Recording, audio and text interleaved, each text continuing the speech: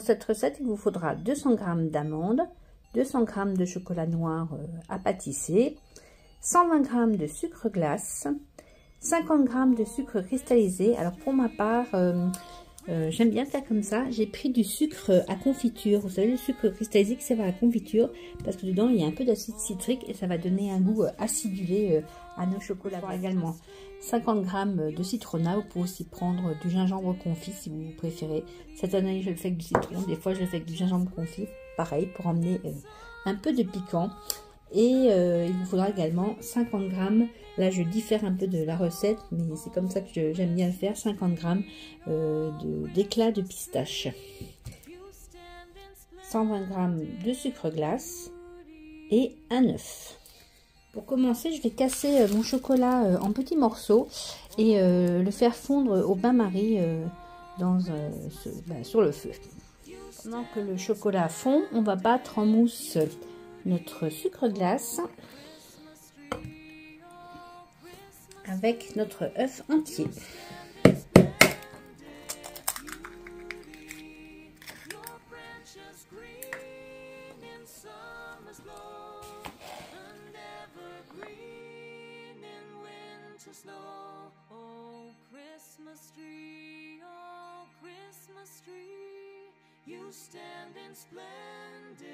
Une fois que notre chocolat est bien fondu, on va rajouter le mélange œuf sucre glace.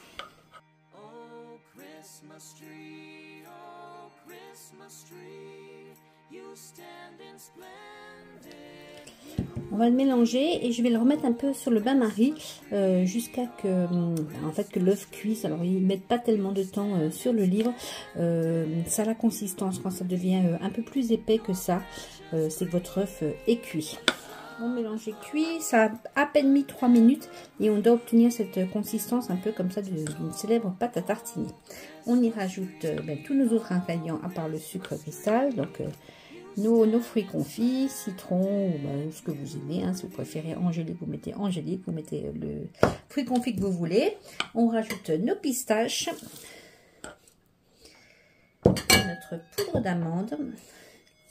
Et là, il va falloir bosser parce que ça va être très dur à mélanger.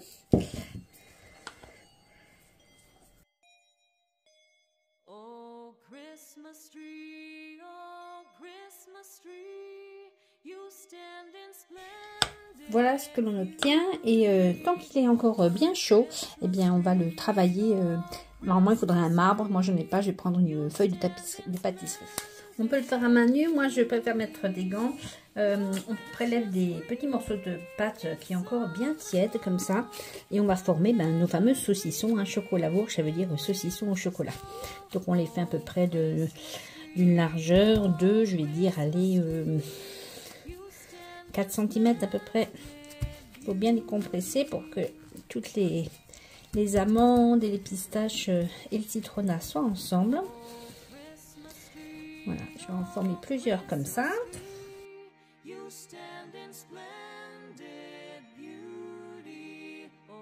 fois que nos saucissons sont faits et tant qu'ils sont encore tièdes, eh bien on va les paner dans le sucre cristal. Donc moi j'ai pris du sucre pour confiture pour avoir ce côté acidulé à l'extérieur que j'aime beaucoup, mais la vraie recette c'est avec du sucre cristal normal. J'en mets partout, je les roule dedans pour que le sucre colle partout. Déjà, il faut le faire tant que c'est chaud parce qu'après ça ne marche plus.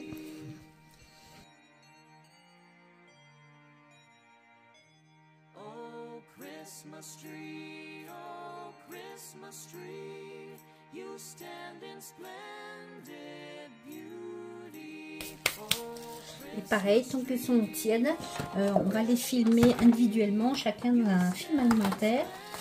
Je vais vous montrer la technique. Donc j'en prends un, je l'enroule dans mon film alimentaire, je fais 2-3 tours.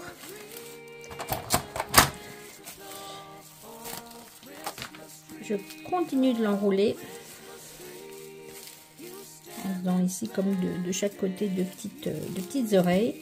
Et après ces oreilles, je les tiens et je continue de rouler mon saucisson. Il y en a qui préparent du foie gras, c'est un peu le même système.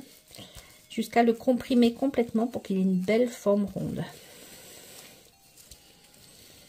Et on continue.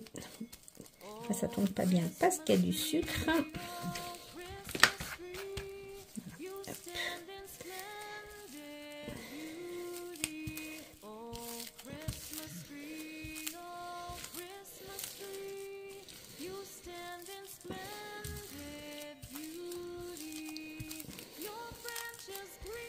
À la fin, ça fait de chaque côté un petit tortillon comme ça. Et ceci, on va le passer au réfrigérateur. À force de les avoir boudinés comme ça dans le film alimentaire, et ben, ils ont pris leur belle forme bien ronde de saucisson. Je les mets sur une planche ou une plaque et je les mets au frigo. Et je les laisserai au frigo jusqu'au moment où je les couperai pour les offrir ou les mettre dans les sachets ou dans les boîtes.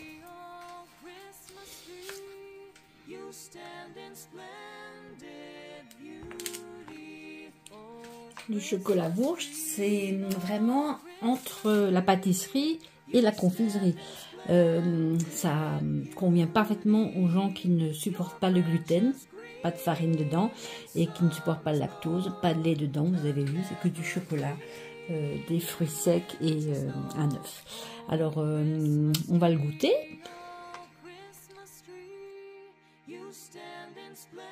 Alors, la consistance, ça ressemble plus du coup à de la confiserie. C'est à peu près la consistance des rochers au chocolat, avec une texture pareille. On sent dedans les petits bouts de pistache, les petits bouts de citron confit. Ça donne aussi une note acidulée.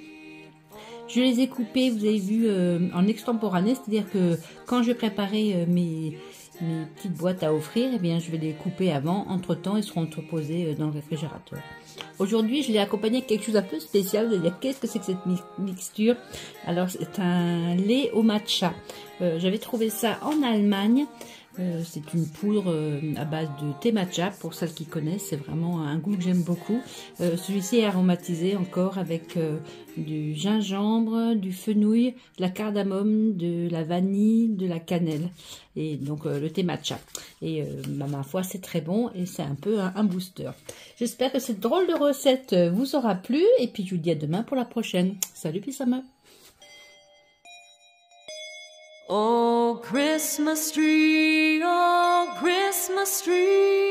you stand in splendid beauty. Oh, Christmas tree, you stand in splendid